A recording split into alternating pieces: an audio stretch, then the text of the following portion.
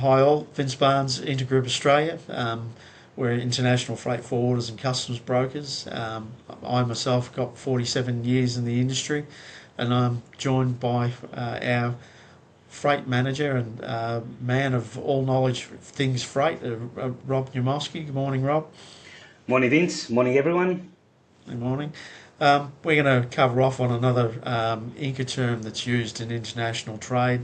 Um, CIF or CNF, which stands for cost, insurance and freight, or cost and freight. Now, they are terms used in the sale of goods in international trade, and as we've alluded to before, quite important to understand um, the implications of that term.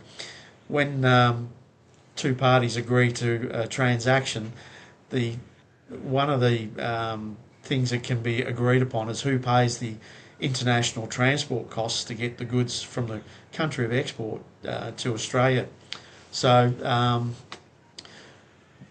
the option is to sell the goods at a CIF or CNF price, um, which means the producer or seller of the goods has the requirement to source the requested transit to Australia, whether that be by sea or by air, and that's amortised into the cost of the goods usually, and is represented as a CIF price on the invoice of sale. Now, what this means is that the shipper is then responsible not only for the production of the goods and the timeline, how they get them out of the country, but also getting them to the port or airport of destination where the buyer wants them. And that changes the dynamic of the transaction a fair bit, because the buyer is reliant entirely on the shipper to do what they agree upon in the terms of sale. Now, 99% of the time, that the goods are going to turn up in Australia.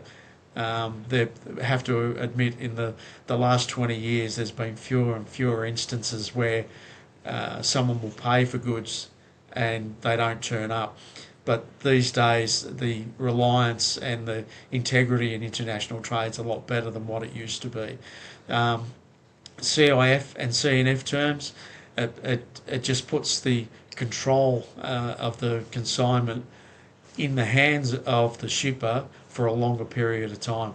And more importantly, as we've said before, if there's an issue with insurance or problems with the consignment, title of the goods usually doesn't transfer until the goods have reached the agreed port or airport of destination.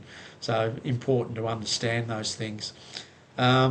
This term tends to take up from after where free on board or FOB terms finish, and the consignees not really having to worry about all those elements. There is it's certainly a case to be said. It makes the transaction easier for the consignee here in Australia.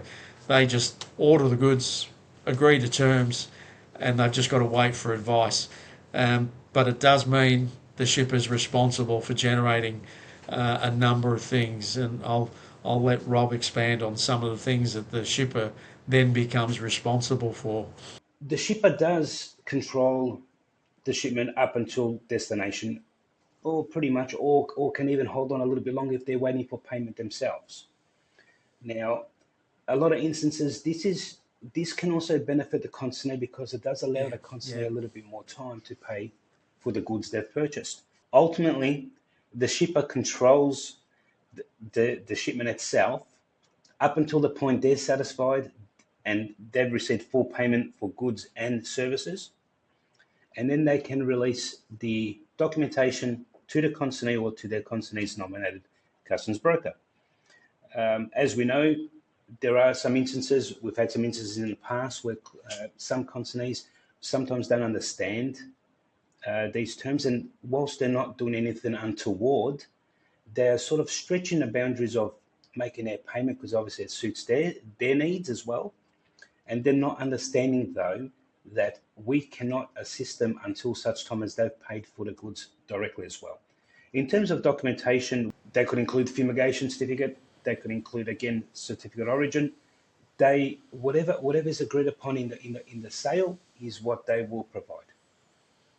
Yeah, yeah, agree.